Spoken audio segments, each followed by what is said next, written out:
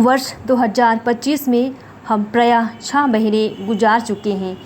आइए हम थोड़ा चिंतन करें कि इन 6 महीने में अपने जीवन को कैसे व्यतीत किया है, हमारा व्यक्तिगत रिश्ता ईश्वर के साथ कैसे रहा है।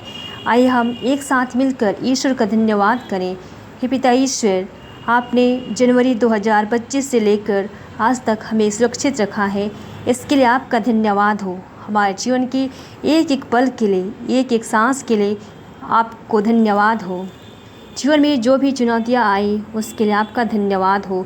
जीवन में जो भी खामियां रहीं उसके लिए आपका धन्यवाद। उन पलों के लिए धन्यवाद जहां हमें खट्टे मीठे अनुभव प्राप्त हुए, रिश्तों में दरारें पड़ी, उसके लिए आपका धन्यवाद हो। जो भी शारीरिक पीड़ा हमें झेलनी पड़ी उसके लिए आपका धन्यवाद हो। जो भी प्रियजन हमसे बिछुड़ गए उनके लिए आपका धन्यवाद हो।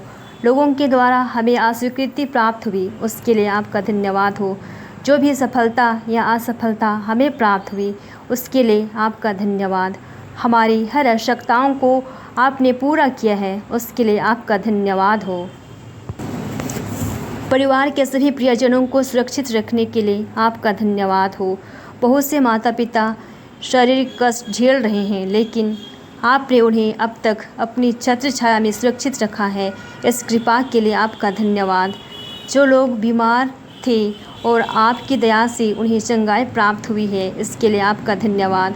हम जहाँ कहीं भी गए आपने हमारी यात्रा को सफल बनाया, इसके लिए आपका धन्यवाद हो। धन्यवाद उन पलों के लिए जहाँ हम अंदर से टूट गए थे, लेकिन आपने हमें संभाला है। आपने अपने वचनों से हमें पोषित किया है, इसके लिए आपका धन्यवाद हो। बहुत बार हमें ऐसा महसूस हुआ कि अब हम आगे नहीं चल सकते हैं, लेकिन आपने हमें राह दिखाई है, इसके लिए आपका धन्यवाद हो।